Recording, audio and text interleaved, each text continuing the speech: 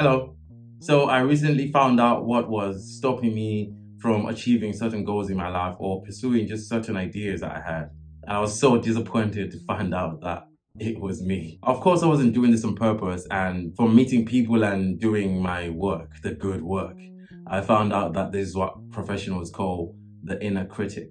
Imagine a brilliant idea came to you. It's a really good one. And you're thinking, yeah, sure, I can execute. And then the next thought is, you're not qualified enough though. Who do you think you are? It's gonna fail. And that's just on the creativity side of things. On this video, we're gonna talk about the inner critic and how I built a better relationship with it. What is the inner critic?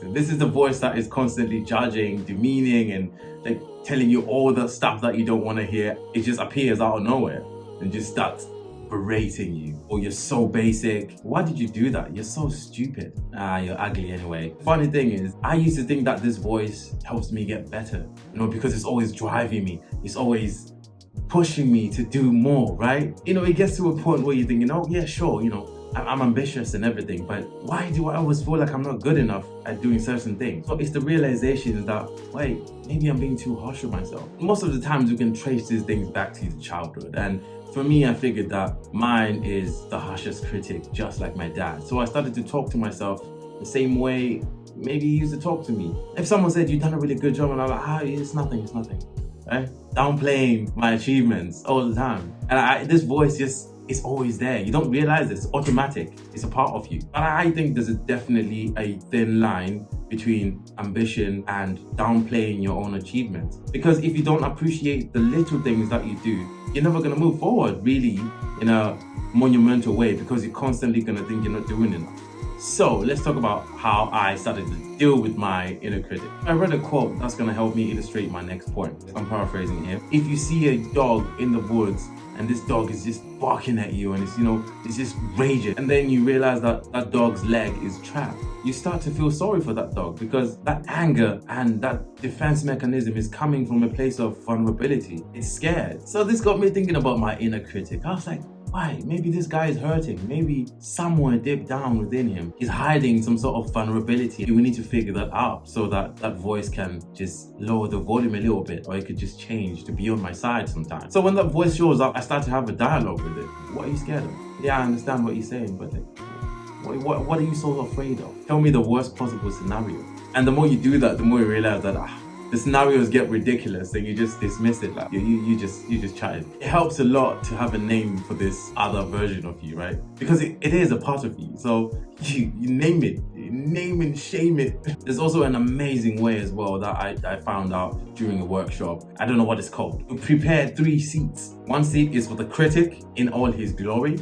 The other seat is for you, and the other seat is for a compassionate friend, someone who's outside looking in the whole dialogue. You have to switch those seats. I played the critic. I was going in, giving that critical energy. On the other seat, how does it feel to receive this? And you voice that opinion to the empty seat, of course. And then you switch seats again. The third seat for me was very monumental, because I was talking from a point of, okay, look, if you two work together, you can probably go further, as opposed to going at each other's necks. Nothing really is gonna get achieved here. Because if the voice inside is working with you, it doesn't matter what anyone else on the outside says. And I'm sure there's an African proverb as well, that if there's no enemy within, the enemy without can do us no harm. So powerful, and I think that's so true, because believe in yourself 100%. I mean, sure, yeah, we're gonna have those fluctuations. If someone else comes and tells you something about you, or like something that makes you question yourself, you don't shake, because you know your goals and you know where you're going, you know yourself. You always have to keep an eye on that to figure out, who are you feeding really? Are you feeding the inner critic, or are you feeding the inner expert? When someone comes in with their critical comments, the critic will just be like,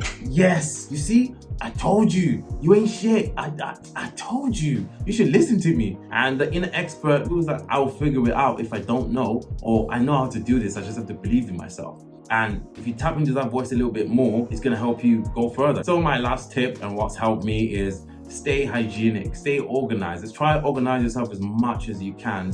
Let's try and clean up your room, try and clean up your apartment as much as you can. Your body is a representation of your lifestyle. Your immediate environment at home and things is a representation of your state of mind. So I find staying fit, keeping my house clean, you know, simple things like making the bed in the morning.